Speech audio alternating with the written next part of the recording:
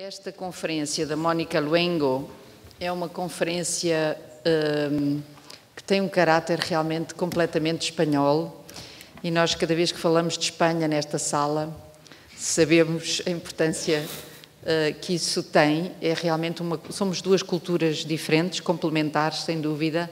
A Mónica Luengo é uma grande amiga, é uma mulher muito inteligente, com uma grande sensibilidade, fez o curso de arquitetura e o curso de História da Arte e mais tarde transformou-se realmente numa arquiteta paisagista pela sua própria obra.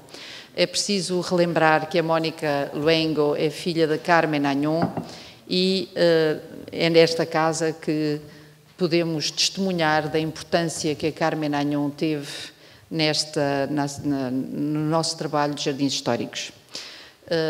Je disais que Mónica Luengo est la fille de Carmen Añón. Carmen Añón, c'est une historienne de l'art qui a une importance énorme au niveau de l'Europe. Elle a fait la constitution du comité des parcs, comité des jardins historiques au sein de l'UNESCO. Et donc, elle a introduit les jardins historiques comme élément du patrimoine et donc de la défense et la classification au niveau du patrimoine mondial. Elle a fait un travail de congrégation de toutes les cultures. Et sa fille, Mónica Luengo, a suivi la mère. Et donc, c'est une continuation merveilleuse en famille. Elle fait des jardins, elle fait des livres. Beaucoup de livres sur les jardins historiques espagnols sont dus à la famille Añón Luengo. Et donc, je la remercie beaucoup de d'avoir accepté de venir. Et puis finalement, elle s'excuse devant vous et devant nous par plusieurs lettres et emails où elle demande à ce qu'on l'excuse. Elle m'a envoyé une petite photo où on la voit très triste à l'aéroport avec sa jambe en l'air dans une chaise à roues. Donc Margarida Alvim a accepté et a très amélioré le texte de Mónica, il faut le dire. Je sais que Mónica ne serait pas offensée. D'ailleurs, elle a dit « tu vas avoir du mal parce que mon français est très mauvais ». Et je n'avais pas pensé que c'était si difficile, mais Margarida a passé quelques petites heures à faire la recomposition, donc je suis sûre que ça va être un beau texte. Et je vais essayer d'accompagner, d'après ce qu'on a vu à la Vallée aux Loups. Là, vraiment, c'est un lien complet. Et donc, on va essayer de faire ça à deux pour remplacer Mónica. Je vais donc vous lire le texte envoyé par Mónica Luengo. Bonjour. Je voudrais tout d'abord remercier les organisateurs de ce colloque si intéressant et m'excuser pour mon absence. Je suis vraiment désolée de ne pas pouvoir être aujourd'hui avec vous, mais pour des raisons de santé, il m'est impossible de voyager, de retrouver ces bons amis et de profiter avec vous de cette merveilleuse journée dans l'extraordinaire Palais Frontera. Je serai avec vous en esprit et je partage avec vous la passion des jardins et de la peinture. J'aurais spécialement aimé partager avec vous l'extraordinaire univers jardinier de Sorolla. Je m'intéresserai ainsi à ce célèbre peintre et au jardin de sa maison, un studio à Madrid, aujourd'hui musée Sorolla, dans l'intention de présenter le travail jardinier d'un homme qui vécut entre le 19e et le 20e siècle. Sorolla sut boire à la source du XIXe siècle tout en se révélant précurseur du XXe. Nous aurons ainsi l'occasion de voir un travail de jardinage maintenu intact à ce jour, mais qui a également subi un processus de restauration intéressant malgré sa courte vie. Nous nous retrouverons donc à cheval sur 2 siècles, entre théorie et pratique, dans un monde de peinture et de jardinage, mais également de littérature, de poésie et de musique. Le jardin du musée Sorolla est un exemple exceptionnel de maison-musée qui a su garder quasi intacte l'ambiance originale de la maison-musée et de l'atelier de Joaquín Sorolla. Ce jardin, lieu délicieux que le peintre a lui-même conçu, est un lieu intime où le temps s'arrête et où l'on peut profiter de ravissants moments de repos, même au centre d'un quartier dynamique et vibrant. Et cela, je peux vous l'assurer, car je suis l'une des personnes qui profitent de cet esprit quand je me cache là pour prendre mon repas, puisque c'est très près de mon bureau. C'est là que j'ai passé quelques jours à vous écrire cette petite pièce, assise à côté des jets d'eau, envahie par l'esprit de Sorolla qui me regardait attentivement par-dessus l'épaule, prêt à me corriger. Cependant, avant de suivre notre héros, je voudrais vous dresser un panorama de la situation d'une Espagne qui connaît son âge d'argent, après le célèbre âge d'or du XVIIe siècle, entre le dernier quart du XIXe siècle et le début du XXe, jusqu'en 1936, où la guerre civile vient tronquer un moment culturel extraordinaire. À cette époque, la littérature, la peinture, la musique, la science, le paysage et les jardins se sont transformés en une expression du patrimoine culturel national espagnol et ont atteint une grande popularité et un grand prestige. Ceci se fera entre autres grâce à 2 prix Nobel de littérature, Juan Ramón Jiménez et Vicente Aleixandre, un prix Nobel de médecine, Ramón y Cajal, à la popularité de certaines personnes célèbres telles Ortega y Gasset, María Zambrano, Pío Baroja, Unamuno, Antonio Machado, García Lorca ou Rafael Alberti, des peintres tels Sorolla, Rossignol, Zuloaga ou Romero de Torres, et des musiciens comme Isaac Albéniz ou Manuel de Falla. Il peut paraître surprenant de voir comment, dans cette période de ténèbres au sens politique, social et économique, la culture espagnole connaît un de ses moments de splendeur maximale, avec l'existence de personnalités brillantes qui coïncident miraculeusement dans le temps et forment une étincelle culturelle en Europe entre les 2 guerres. Il s'agit d'une époque où, en Espagne, nous assistons à un débat sur l'identité espagnole, au dilemme de la réévaluation de son essence et à la nécessité de se tourner vers le reste de l'Europe. C'est donc précisément de cette régénération et de ce renouvellement que naît le nouveau jardin contemporain avec 3 variétés différentes. Le modèle néo-arabe, à réminiscence hispano-musulmane, le néoclassique et une 3e catégorie latino-méditerranéenne. Peinture, littérature et art du jardin coïncident ainsi dans la recherche d'un idéal perdu et essaient d'exprimer la nouvelle conscience de l'Espagne. Il existe bien sûr des variations régionales, source de richesse dans la compréhension de l'hispanité. Alors qu'en Catalogne, on prend le chemin du modernisme, en Méditerranée fleurit un modèle levantin chargé de sensualité qui capture l'optimisme et la joie pour une bourgeoisie mercantile rayonnante. Ceci peut s'observer dans les œuvres de Sorolla et dans la littérature de Blasco Ibáñez. Les peintres ne cherchaient pas à copier la nature, mais à faire une œuvre d'art dont le modèle était déjà une conception artistique. Un jardin proclame l'artifice. Marbre, plantes, fleurs et eau, celle-ci apportant son étonnante plasticité, sont conduits finalement à la toile, où leur beauté est idéalisée et perpétuée. Probablement tous les peintres de l'époque peignent tôt ou tard un jardin, mais nous distinguerons 3 figures étonnantes. Joaquín Sorolla, Santiago Rossignol et Javier de Windhuizen. Dans leurs travaux, le jardin est une constante. Ils sont prisonniers de l'espace jardinier, comme les poètes de leur temps. Le jardin est un monde de sensations, un riche conteneur de symboles. L'eau, le temps et la vie humaine, l'ombre, la lumière, la couleur, les arômes, c'est un lieu de rêverie et de sentiments intenses. Ces 3 figures sont très proches entre elles, liées par le plus grand poète de l'époque, Juan Ramón Jiménez. Sorolla et Juan Ramón sont liés d'une amitié profonde, et le premier peint le deuxième à 2 reprises, les 2 portraits avec un jardin pour fond. Le poète avait un intérêt exceptionnel pour les arts visuels, ce qui l'a amené à entrer dans le monde de la peinture et à se rapprocher de la vague des peintres modernistes comme Joaquín Sorolla, à qui il consacrera les feuilles vertes. Il était l'ami de nombreux peintres de paysages et de jardins, et il aimait explorer un territoire de lyrisme lumineux avec une sensibilité à la couleur qui était extrême. Il dira « La couleur existe seulement par la lumière ». C'est par conséquent quelque chose que la critique a souvent comparé au style poétique des peintres impressionnistes, qui ramenaient la lumière à la couleur naturelle. Pour lui, la peinture et la poésie sont si proches qu'il dira « Écrire pour moi, c'est dessiner, c'est peindre. Il serait impossible pour moi d'écrire dans le noir. » Et il avait la ferme conviction que dans l'univers artistique, il est impossible de séparer les arts, la peinture, la poésie et la musique. Il est nécessaire de créer une réconciliation avec le passé et une harmonie entre l'homme et la nature.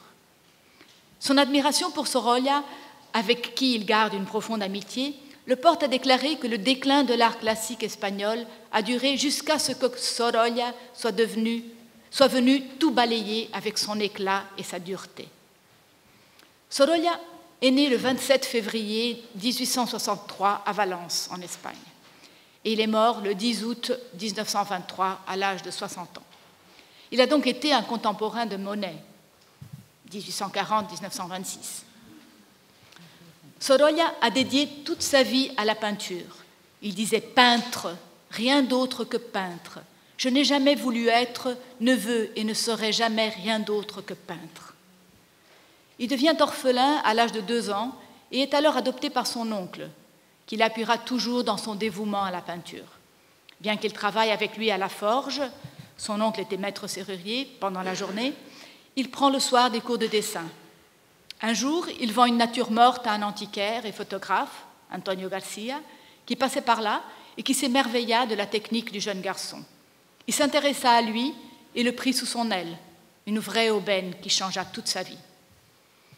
Sorolla poursuivit ses études et entra comme apprenti dans l'atelier du photographe où il apprit la technique de la photographie, qui peut se deviner d'ailleurs dans sa peinture. Il coloriait les photos, car l'usage de la couleur n'était pas encore très répandu. Le photographe avait une fille, Clotilde. Un amour durable s'installa entre les adolescents et Clotilde fut tout pour Sorolla, son épouse, sa muse, son modèle préféré, la mère de ses 3 enfants et même une comptable minutieuse. Il l'appelait « mon ministre des Finances ». Avec elle, il trouva la paix et la stabilité que son esprit recherchait. Une simple promenade sur les plages de Valence et de la région suffit pour nous faire appréhender les reflets, les blancs et les bleus que le peintre a su si bien reproduire dans ses femmes sur la plage, ses enfants jouant, ses pêcheurs. À 18 ans, il s'établit à Madrid, étudiant les chefs-d'œuvre du musée du Prado. Si la lumière de la Méditerranée eut un profond impact sur l'œuvre de Sorolla, la visite qu'il fit au musée du Prado à Madrid, alors qu'il était âgé de 18 ans, le marquerait définitivement, notamment par sa découverte de l'œuvre de Velázquez, qui changerait pour toujours sa vision de l'art. À 22 ans, il obtint une bourse pour étudier la peinture à Rome, où il développa son style et sa technique. En 1885, un voyage à Paris lui fit découvrir sa tendance au réalisme, qu'il comprendra être trop classique. Et surtout, il connut l'impressionnisme, dont il appliquera assez vite la technique. En 1888, il se maria avec Clotilde, qui lui donnera 2 filles. En 1890, il se rendit à nouveau à Paris pour l'exposition universelle, où il remportera le grand prix des pavillons espagnols et lusitaniens. Il subit l'influence des impressionnistes, comme beaucoup de peintres espagnols. À l'époque, l'attrait parisien pour l'Espagne et son siglo de oro est tel que cette grappe de jeunes artistes expose dans les salons parisiens. Il suscite même l'admiration de certains critiques et peintres français comme Gustave Courbet et Léon Bonnard. Les peintres espagnols se lient d'amitié avec les grands noms de la peinture, à l'instar de Degas, Toulouse-Lautrec, Gauguin, Émile Bernard. Des relations qui exerceront une influence mutuelle sur les œuvres. Ce dialogue entre les artistes français et les artistes espagnols va contribuer au renouveau des arts dans la péninsule ibérique. De retour en Espagne, sa palette s'éclaircit avec les plages méditerranéennes, les ébats des enfants, les nus, les pêcheurs valenciens. Il obtint son premier succès important avec Une autre Marguerite, qui lui valut la médaille d'or à Madrid. Il devint très vite connu et devint aussi le meneur incontesté de l'école moderne espagnole de peinture. Son tableau « Le retour des pêcheurs » fut admiré au Salon de Paris et acquis par l'État pour le musée du Luxembourg. Une exposition de ses œuvres, paysages et portraits, à la galerie Georges Petit, l'un des principaux promoteurs des impressionnistes, à Paris en 1906, avec plus de 500 paysages, lui apporta une gloire encore plus grande et lui valut de devenir officier de la Légion d'honneur. L'événement rencontre un vif succès et achève d'établir la réputation internationale de l'artiste. Une autre grande exposition personnelle au Grafton Galleries de Londres en 1908 lui fournit l'occasion de rencontrer son futur mécène américain, Archer Milton Huntington. À partir de ce moment, Sorolla expose également aux États-Unis et réalise beaucoup de portraits d'Américains. Archer M. Huntington, en 1908, crée The Hispanic Society of America et en 1909 invite Sorolla à exposer ses œuvres à New York, dans les locaux de la toute nouvelle société. 2 ans plus tard, celui-ci fut chargé par The Hispanic Society de New York de réaliser une fresque murale que l'on désigne aujourd'hui de Vision d'Espagne, représentant les provinces espagnoles.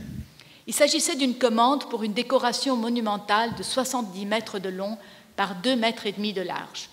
Cela signifiera plusieurs années de collaboration entre l'Espagne et les États-Unis autour d'un projet concret et symbolique. C'est ainsi que le peintre voyagea près de 8 ans durant à travers toute l'Espagne afin de connaître et refléter les coutumes et les traditions de chaque région. Ces expositions fréquentes dans divers pays le rendront extrêmement célèbre, si bien que même Monet fera l'éloge de son art joyeux et coloré. Sa renommée dépasse ainsi les frontières espagnoles et se répand dans toute l'Europe et les États-Unis. Au tournant du siècle, Sorolla est reconnu comme l'un des plus grands artistes vivants du monde occidental. En 1920, une attaque le laisse paralysé et Sorolla meurt en 1923 à Madrid. Sa femme décidera que la maison et les œuvres seraient léguées à l'État espagnol. Le musée est officiellement inauguré le 11 juin 1931 et le fils du peintre en sera le premier directeur. Au succès qu'il rencontra presque tout au long de sa carrière, tant en Espagne qu'en Europe ou aux États-Unis, succéda une longue période d'indifférence, à peine atténuée par une rétrospective en 1963 à Madrid, marquant le centenaire de sa naissance. En 2007, une exposition organisée par le musée Thyssen et la fondation Caja Madrid, passant par le Petit Palais, confrontait son œuvre à celle de Sargent. Dans le style le plus typique de Sorolla, la conception technique est alors impressionniste et est marquée par la représentation de la figure humaine, enfant nu, femme en robe, sur un fond de plage ou un paysage où les reflets, les ombres, les transparences, l'intensité de la lumière et de la couleur de l'image jouent un rôle essentiel dans la mise en valeur des sujets. Joaquín Sorolla est un artiste très actif qui a également peint de nombreux portraits de personnalités espagnoles. Son style agréable et facile lui permet de recevoir d'innombrables commandes, lui accordant ainsi une position sociale aisée. Il fera de la peinture sociale, puis réalisera de nombreux portraits de personnalités, la reine d'Espagne, Victoria Eugenia, et le président des États-Unis, William Taft.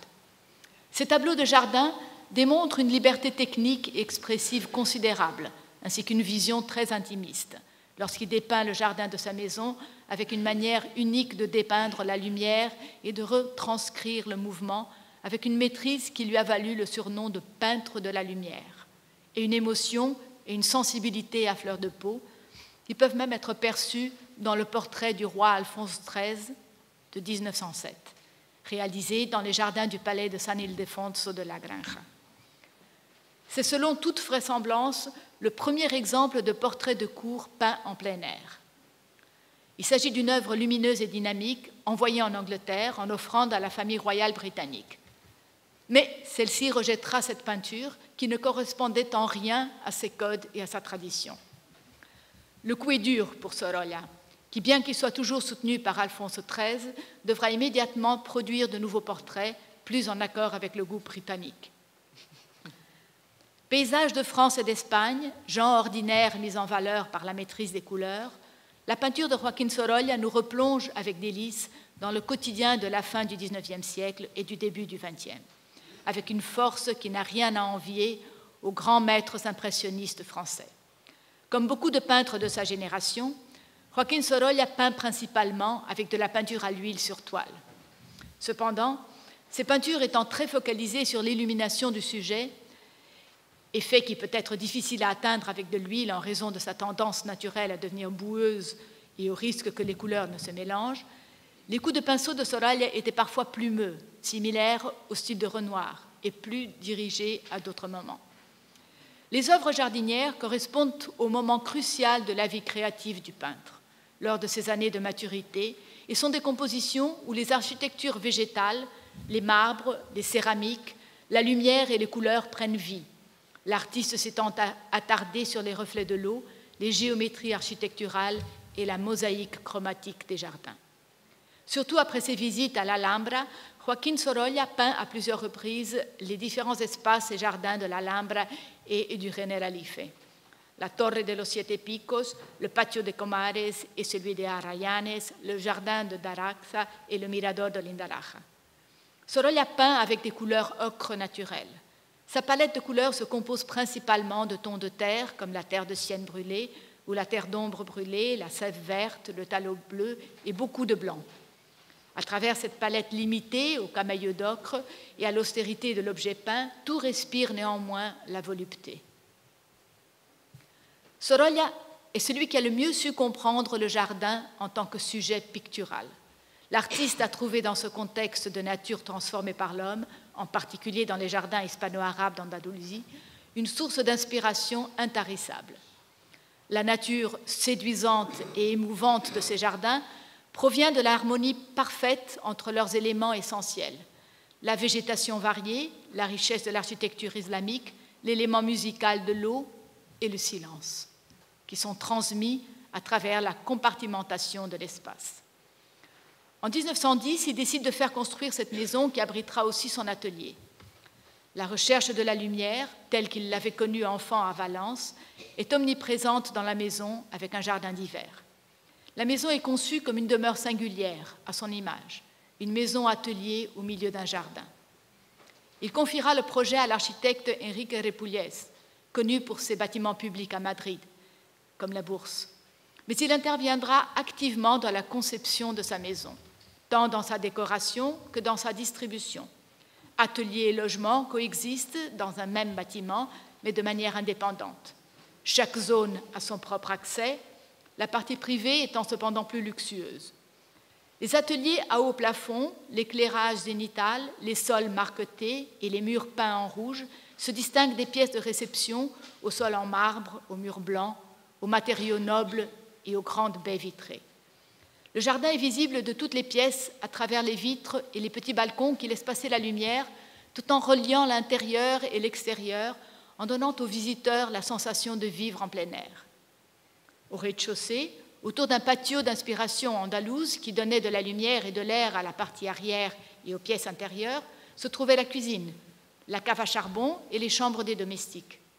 Au centre, un bassin agrémenté d'un jet d'eau de forme octogonale et recouvert d'azulejos bleus et blancs de Triana, Séville, qui était entouré de 4 massifs végétaux de buis, de lauriers roses et de 4 cyprès plantés par l'astiste. Les galeries qui l'entourent renferment la collection de céramique, une démonstration de ces idées progressistes qui revalorisaient l'artisanat vernaculaire. Le jardin est l'œuvre personnelle de l'artiste, le fruit d'un long processus créatif pour lequel Sorolla a copié presque exactement des éléments des jardins andalous qu'il avait dessinés et peints lors de ses voyages successifs à Séville et Grenade. Il sera intéressant et surprenant d'observer que cet emprunt andalou ira également inspirer Jean-Claude Nicolas Forestier pour son projet du parc de Maria Luisa à Séville et deviendra une mode qui continuera tout au long de la première moitié du XXe siècle. Ce jardin de Sorolla est divisé en 3 espaces reliés et clairement distingués, 3 espaces différents mais avec une seule essence. Un premier jardin inspiré de l'Alcázar de Séville, un deuxième jardin qui évoque les jardins du Generalife et de Grenade, et un 3e jardin avec la fontaine des Confidences. Le premier jardin sert de patio de réception ou de lieu de détente.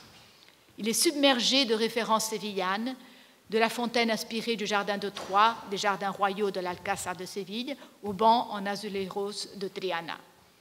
Ce jardin a été dessiné par Sorolla avec une grande détermination. Sa trace apparaît déjà dans les premiers plans et correspond dans tous ses détails au jardin existant. Dans le deuxième jardin, la référence à Grenade est la plus évidente, non seulement à travers des éléments construits, comme la rigole caractéristique du Generalife, mais aussi par les bordures de buis et les plantes de myrte que Sorolla avait fait venir de l'Alhambra. Sans doute, dans ce jardin, Sorolla a mêlé les références mauresques à d'autres références italiennes et a changé quelques éléments comme la pergola, qui se situera finalement dans le troisième jardin. Le troisième jardin, d'un style éclectique, est orné d'une pergola italienne où l'on se réunissait après les repas lors des réunions familiales.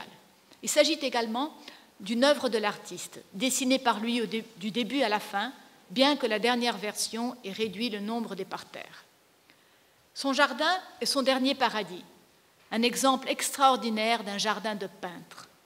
Et il fut le motif principal de plus de 40 tableaux dès le premier jardin, avec une joyeuse exubérance de couleurs et de fleurs, et ceci jusqu'à sa mort. C'est ici qu'il est frappé par une attaque qui le laissera hémiplégique et incapable de travailler jusqu'à sa mort 3 ans plus tard. La construction du jardin définitif commence en 1911 et les premières plantations sont réalisées en 1912. Le jardin a atteint notre époque âgé et détérioré, mais fidèle à sa structure originale. Parmi les espèces plantées par le peintre, nous retrouvons la myrte, une grande baie près de l'entrée de la cour, des cercis à l'entrée du musée, un amandier sauvage et la banksia autour de la sculpture romaine.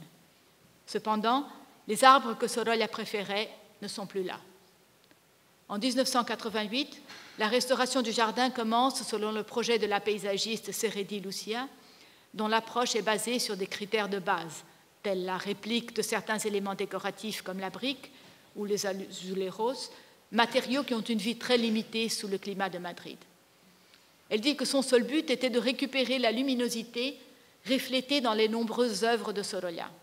Toutefois, le jardin, orienté plein sud, a l'inconvénient majeur d'avoir subi la construction de grands bâtiments qui ont été rattachés à l'est et à l'ouest du jardin, limitant tellement la luminosité que la croissance des plantes devient anormale à la recherche de la lumière.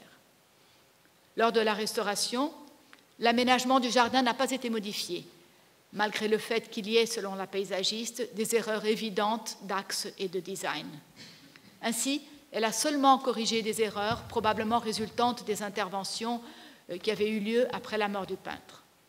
Bien que l'intervention semble minime, une attention particulière a été portée sur les murs et les escaliers, qui ont dû être démolis et reconstruits car il manquait d'une fondation adéquate.